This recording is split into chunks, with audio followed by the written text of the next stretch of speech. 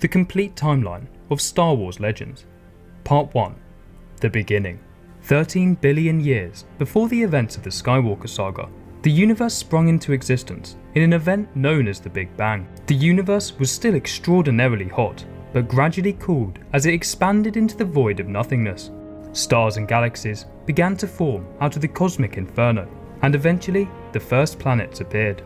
As time passed, the planets cooled. The seas of lava were replaced with the nourishing seas of water, and the poisonous clouds evaporated away, leaving behind life-giving oxygen. Around 7 billion years after the dawn of time, deep within the Galactic Core, the first life forms developed, known as Midi-Chlorians. How they were created is subject to great debate. Some believe they evolved naturally, while others believe that they were influenced by the beings known as the Ones from the timeless realm of Mortis, or quite possibly the Whills.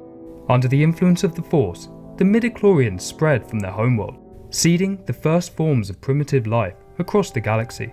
However, it took almost another 5 billion years for the first sentient beings to arrive in the galaxy, with the Wookiees being some of the earliest known species to gain sentience. Civilizations that have long been lost to history began to thrive around 1 million years before the Battle of Yavin, with one species on the planet of Geralik building vast ancient cities before going extinct when apocalyptic floods engulfed this ancient civilization. Around this time, other semi-sentient beings such as the Goromites began thriving on their homeworld of Goath Prime. Elsewhere on the planet Neutron, two species gained sentience around the same time. These two species would later go on to shape the course of galactic history.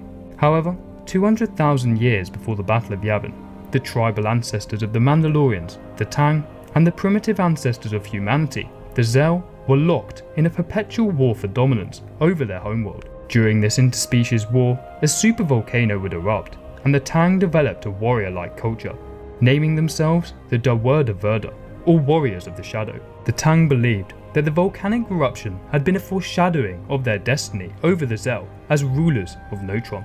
However, the Tang's destiny resided elsewhere, and the Zell eventually drove them from the planet. Many of the priestess caste would flee to the unknown regions and form a dark-side worshipping cult.